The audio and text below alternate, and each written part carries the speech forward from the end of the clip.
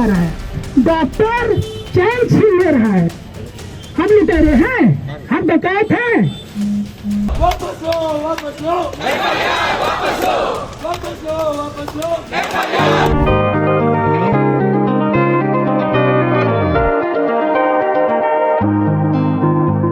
नमस्कार, आप देख रहे हैं वॉच न्यूज और मैं हूं आपके साथ निर्भय किशोर। एम्स विवाद अब 5वें दिन पर पहुंच गया है। 5वें दिन भी प्रदर्शन जारी है, लेकिन कोई विपक्ष मानने को तैयार नहीं है। ना ही आरजेडी से बागी जेडीयू के नेता बने विधायक चेतन आनंद एम्स प्रशासन से माफी मांगने को तैयार है और ना ही एम्स प्रशासन झुकने की कोशिश में लगा हुआ। सभी लोग विरोधी हैं और दोनों पक्ष एक दूसरे के आमने सामने हैं।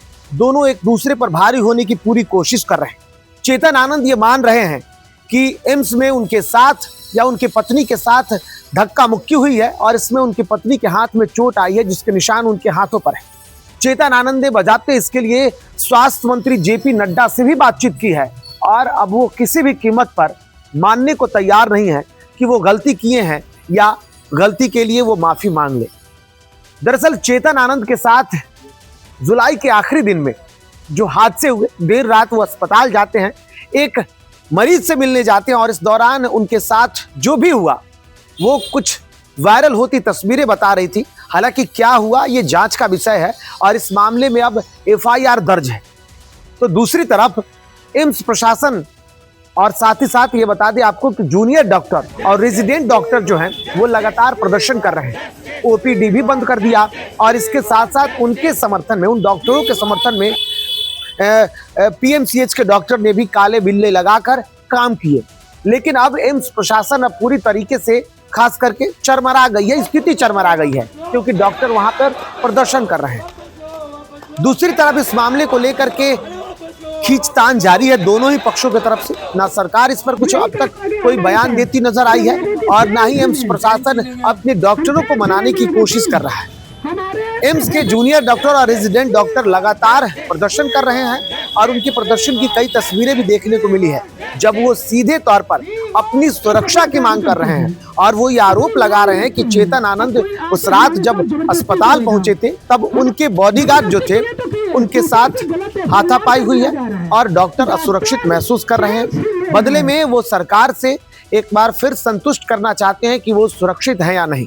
इसके अलावा वो गंभीर आरोप भी लगाते आए कि कोई वीवीआईपी जो भी हो, चाहे वो मंत्री हो या कोई भी हो, वो डॉक्टरों के साथ इस तरीके से हरकत नहीं कर सकता और इस वीवीआई व्यवस्था को लेकर के डॉक्टर नाराज है। दूसरी तरफ चेतन आनंद ये मानने को तैयार नहीं है कि उनसे गलती हुई है और वो ये भी कह रहे हैं कि अगर प्रोटोकॉल छोड़कर एक नेता अगर अस्पताल पहुंचता है या एक वीवीआईपी अगर अस्पताल पहुंचता है, वो प्रोटोकॉल के इतर जाकर के अगर जाता है तो उसके साथ ऐसे व्यवहार किया जाएगा, ये कतई स्वीकार नहीं होगा और अब वो एम्स प्रशासन की लापरवाहियों को उजागर करना चाहते हैं। भले ही उन्होंने स्वास्थ्य मंत्री, केंद्रीय स्वास्थ्य मंत्री जेपी नड्डा से बातचीत कर ली हो, लेकिन अब तक ना ही राज्य सरकार और ना ही केंद्र सरकार से इस पर कोई प्रतिक्रिया आई है।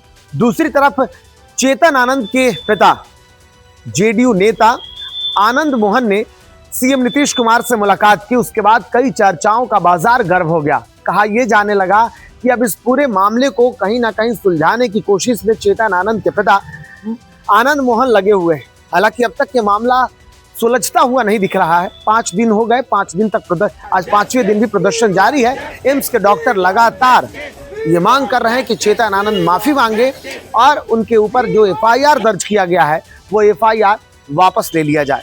लेकिन ये मामला कहां सुलझेगा, कब तक सुलझेगा, ये फिलहाल कहना मुश्किल है। और ऐसे में देखा जाए तो सोमवार तक एम्स अस्पताल में लगभग 150 ऑपरेशन होने थे जिन्हें टाल दिया गया था। हालांकि कुछ जरूरी ऑपरेशन जो थे वो सीनियर डॉक्टरों ने किया, लेकिन अभी रेजिडेंट डॉक्टर और जूनियर डॉक्टर मानने को तैयार नहीं है और उनका प्रदर्शन एम्स अस्पताल के बाहर लगातार जारी है, जिसकी अलग अलग तस्वीरें लगातार देखने को मिल रही है।